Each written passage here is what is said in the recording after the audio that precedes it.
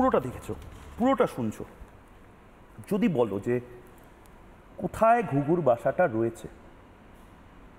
দেখো, আমার প্রথম কথা মনে হয় যে ঘুঘুর বাসা যেটাকে আমরা বলছি, সেটার জন্য কোথাও না কোথাও গিয়ে আমরা নিজেরাও দায়ী রয়েছি। আমি এই বড় প্রসঙ্গটা তুলতে চাই এবং বলতে চাই যে কোথাও না কোথাও গিয়ে এই ঘুঘুর বাসার জন্য আমরাও দায়ী। আজকে যে ঘটনাটা ঘটেছে এবং যেই ঘটনার জন্য 11 মাস আগেও এবং আজকেও আমাদেরকে এই যে বক্তব্যটা তুলে ধরতে হচ্ছে এবং এখানে এসে যে বলতে হচ্ছে, সেটা এতটা লজ্জার যে এই ঘটনার জন্য আমাদেরকে এসে স্টুডিওতে কথা বলতে হচ্ছে। এর থেকে বড় লজ্জার বিষয় আমার মনে হয় না আর কিছু হতে পারে।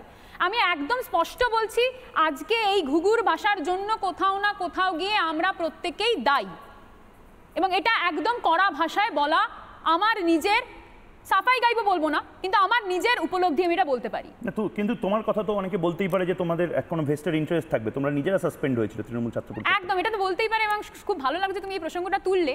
বলতেই পারে যে আমাদের কোনো ইন্টারেস্ট রয়েছে বা আমরা নিজেদেরকে ডিফেন্ড করার জন্য আজকে এই জায়গায় বলছি, কারণ আমাদেরকে তো সাসপেন্ড করে দেওয়া হয়েছে। কিন্তু আমি জোর গলায় বলতে পারি, আমাদের কিন্তু আমাকে বা প্রান্তিককে রেপ করার জন্য সাসপেন্ড করতে হয়নি, চুরি করার জন্য সাসপেন্ড করতে হয়নি। আমরা একটি সিনেমা বানিয়েছিলাম, শর্ট ফিল্ম। সেই সিনেমা বা সেই শর্ট ফিল্মের বিষয়টা সেই মুহূর্তে হয়তো দল অবগত ছিল না, পরবর্তী ক্ষেত্রে সাসপেনশনের পর দল অবগত হয়েছে পুরো বিষয়টা নিয়ে এবং সেই কারণে আমাদের সাসপেন্ড করা হয়েছিল সেই মুহূর্তে। আমাদের এই আগমনী তিলোত্তমাদের গল্প বলে শর্ট ফিল্মটার পুরো মুখ্য মূল বিষয় ছিলই কিন্তু এটা, যে কিভাবে একজন ধর্ষিতা বলুন, মলেস্টেড বলুন, একজন মহিলা বা পুরুষ নির্বিশেষে সে কিভাবে তার এই রকম পরিস্থিতি থেকে নিজেকে বাঁচাতে পারে। একদম সেই কারণে, সেই লক্ষ্যে, সেই উদ্দেশ্য নিয়ে আমাদের শর্ট ফিল্ম তৈরি হয়েছিল। কিন্তু আজকে রাজন্যা যে কথাগুলো তুমি বা প্রান্তিক এখানে এসে বলছো, রাজন্যা নির্দিষ্টভাবে অ্যালুমনিরা বা প্রাক্তনীরা তারা বলছে যে রীতিমতো মেয়েদেরকে তুলে নিয়ে যাওয়া হতো, এর দায় তো তোমাদেরও। তোমরা এত বছর ধরে এই কালচারটাকে তোমরা নিজেরা হয়তো টলারেট করেছো এবং এটাকে এনকারেজ করেছো, যেভাবে প্রিন্সিপাল বা তোমাদের নেতারা এনকারেজ করেছে, আশকারা দিয়ে এসছে এই মনোজিৎদের।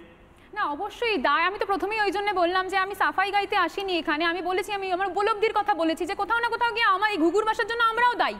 কিন্তু যদি সত্যি কথা তুমি বলো, সত্যিভাবে যদি বলো, মানে সত্যের দৃষ্টিভঙ্গি দিয়ে যদি তুলে ধরার চেষ্টা করো, তাহলে আমি তোমাকে একটা কথা বলতে চাই যে কোথায় কি হচ্ছে না হচ্ছে এটার ওপর খবর রাখা, নজরদারি রাখার দায়িত্ব অবশ্যই আমাদের দলের প্রত্যেক কর্মী, প্রত্যেক নেতার। কিন্তু তবুও বলছি, কোথায় কার মনে ধর্ষণের মতো মানসিকতার যে খিদে বা যে পরিচয় রয়েছে, সেটা আমাদের পক্ষে জানা তো সম্ভব না। আমরা কেন, কারোর পক্ষেই জানা সম্ভব নয়। তবুও আমি বলবো যে মনোজিৎ মিশ্র যাকে নিয়ে আজকে এখানে আসা বা এখানে যাকে নিয়ে কথা বলার জন্য আমরা এসেছি, তার বিভিন্ন পুরনো অ্যাক্টিভিটিতে এই মানসিকতা, এই কুরুচির মানসিকতার পরিচয় পাওয়া গিয়েছে এবং সেটা সম্পর্কে আমি যতদূর মনে করি প্রায় তৃণমূল ছাত্র পরিষদের প্রত্যেকেই, আমাদের দক্ষিণ কলকাতার প্রত্যেকেই অবগত কিছু না কিছু জায়গায় ছিলেন।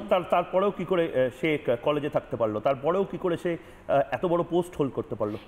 তার মানে তোমাদের তৃণমূল কংগ্রেসের নেতারা তার মানে এর পেছনে? না, এটা সত্যি তো আমাদের, আমি তো বললাম প্রথমেই উপলব্ধির জায়গা থেকে, এটা আমাদের অপারগতা না। এটা কে তাহলে? নানা ধরনের কন্টেন্ট দেখার জন্য লাইক করুন, শেয়ার করুন আমাদের ফেসবুক পেজ, সাবস্ক্রাইব করুন আমাদের ইউটিউব চ্যানেল। পাশাপাশি অন্যান্য ব্রেকিং নিউজের জন্য অবশ্যই চোখ রাখুন রিপাবলিক বাংলায়।